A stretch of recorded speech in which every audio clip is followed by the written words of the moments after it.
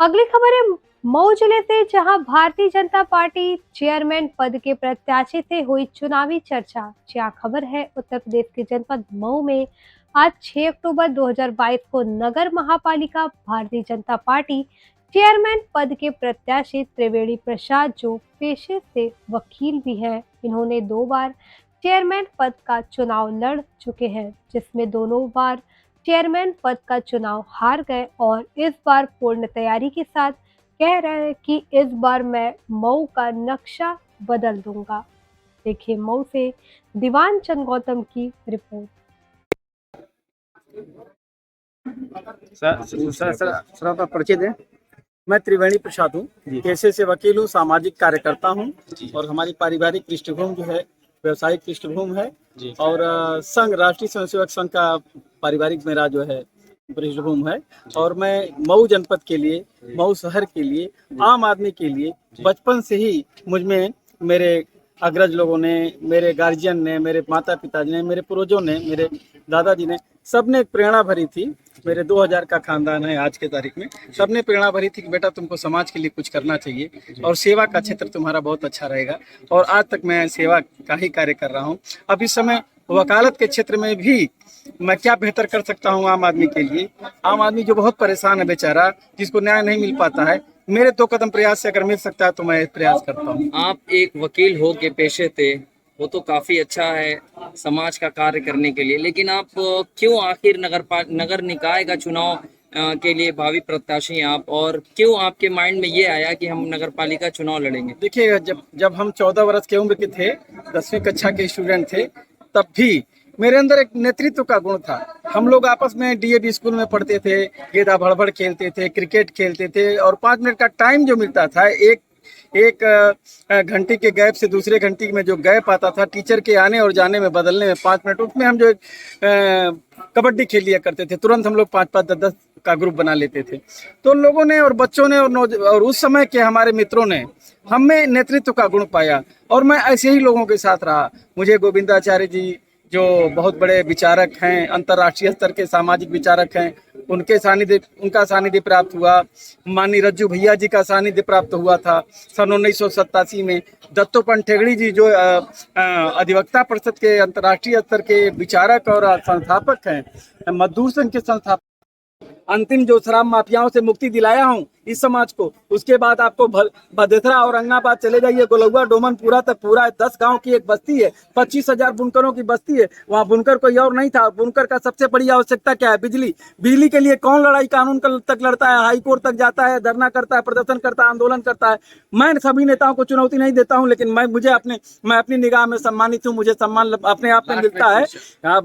ये मिलता है कि मैंने किया और जनता के साथ न्याय किया, जनता ने न्याय को महसूस भी किया है। लास्ट में क्वेश्चन, आप लोगों के सारे मेहनत पे विजय राजभर ने पानी फेर दिया। ऐसा कुछ टिकट की दावेदारी कर दिया। ऐसा कुछ नहीं है।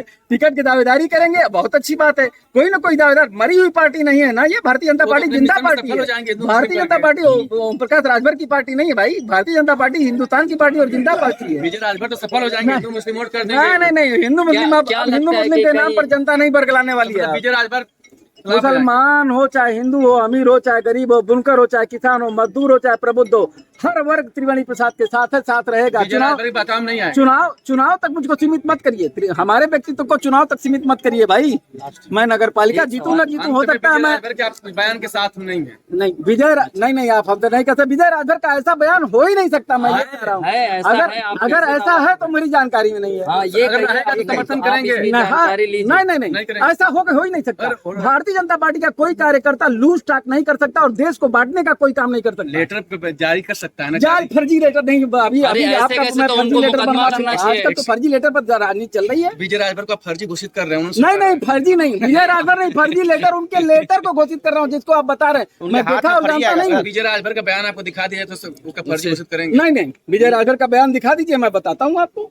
आप दिखाइए। नहीं, फर्जी घोषित नहीं करेंगे। अगर नौजवान है, उसका उद्देश्य कुछ बेहतर करना है, लेकिन बीच में आप लोग कट कर देते हैं। इस कारण से ऐसा लगता है कि वो सांप्रदायिक। अगर हम लोग साबित कर देते तो आप क्या कहेंगे उनको? जो हमको मिला ना, इन कारणों से मेरे अंदर समाज सेवा का जज्बा हमेशा के लिए बना रहा।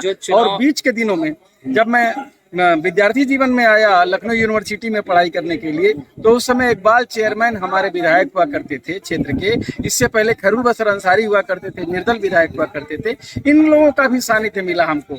तो इस कारण मैं जब लौट कर आया तो मैंने मऊ को चुना कि जैसा हमारे अग्रजों ने, जैसा हमारे राजनीतिज्ञों ने, जैसा हमारे मार्गदर्शक मंडल के लोगों ने हमको प्रेरणा दिया कि छोटे जगह पर कार्य करना चाहिए, गांव गरीबों के बीच में काम करना चाहिए।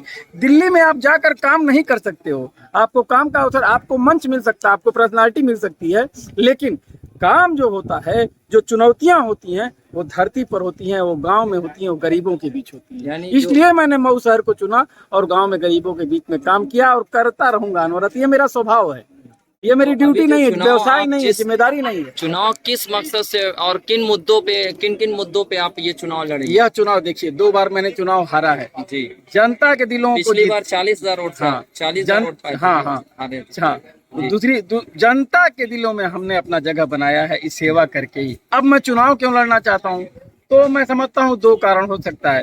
या तो मैं भी पिछले जो 2 हम उम्र चेयरमैन रहे हैं, उन चेयरमैन की जो आर्थिक पृष्ठभूमि अचानक मजबूत हो गई, हो सकता है कि मेरे मन में कहीं ये बात भी चल रही हो कि मैं भी फकीरी से अमीरी की तरफ मुझे जाना है, तो नगर पालिका का चेयरमैन ज़्यादा अच्छा निशाना है। ऐसा मेरे साथ शायद नहीं होगा और मैं अपना भी इम्तहान लूंगा इसी बहाने। नगर पालिका में अगर जनता मुझे चुनकर चेयरमैन बनाती है तो या तो मेरी प्रतिभा का उचित इस्तेमाल हो सकेगा और या तो फिर जो चल रहा है लूटपाट धंधा चल रहा है उसका मैं हिस्सा हो जाऊंगा। मुझे अपने आप पर पूरा विश्वास है। तो ऐसा कैसे होगा? अगर इतना साबित करने की इच्छा है तो आप मौका निकालिए। विजय राजभर और हम दोनों साथ रहते हैं और दोनों का बयान ले लीजिए। विजय राजभर नौजवान है, उसके इस घोषी संसद को उम्मीद है। समझिए, पूरे मेहनत पे पानी फेर दिया है विजय राजभर। ऐसा कुछ नहीं, ऐसा कुछ नहीं है। जिसको रोजी रोटी से त्रिवेणी प्रसाद ने जोड़ा है वह कहीं टूटने वाला नहीं है, वो जुड़ता जा रहा है, 10 गुना जुड़ता जा रहा है और इस बार त्रिवेणी प्रसाद जीतेगा। कहीं ऐसा नहीं ना है आपके अगेंस्ट वो चुनाव में उतरे हैं? चुनाव में अगर पार्टी देगी तो उतरना चाहिए, बिल्कुल उतरना चाहिए। मैं अपनी दावेदारी करूं और कल मैं विकलांग हो जाऊं, कल मैं नहीं रहूं, तो इसका मतलब क्या समझते हैं? पार्टी नहीं रहेगी। नौजवान है इसलिए उसको दावेदारी करनी चाहिए। विजय राजभर जैसे तमाम नौजवानों का मैं आह्वान करता हूं कि आप कम से कम किसी पार्टी को ऊर्जावान बनाए रखना है, जिंदा बनाए रखना है और क्या हो सकता है, किन मुद्दों पर लड़ना है, संवेदनशीलता, मानवीय संवेदनशीलता है, तो ऐसे नौजवानों को अवसर देना चाहिए। त्रिवेणी प्रसाद तो और भी है। अगर आपको टिकट नहीं मिलता है तो क्या आप निर्दलीय लड़ेंगे? नहीं, ऐसा कभी नहीं हो सकता। अगर ये होना होता तो 10 बरस पहले हुआ होता, ये कभी नहीं हो सकता। त्रिवेणी प्रसाद का भविष्य भारतीय जनता पार्टी में है। भारतीय जनता पार्टी में, ये भारतीय जनता पार्टी अगर राज्यपाल बनाना चाहती है तो हमको नगर पालिका चेयरमैन क्यों बनाएगी भाई? ठीक।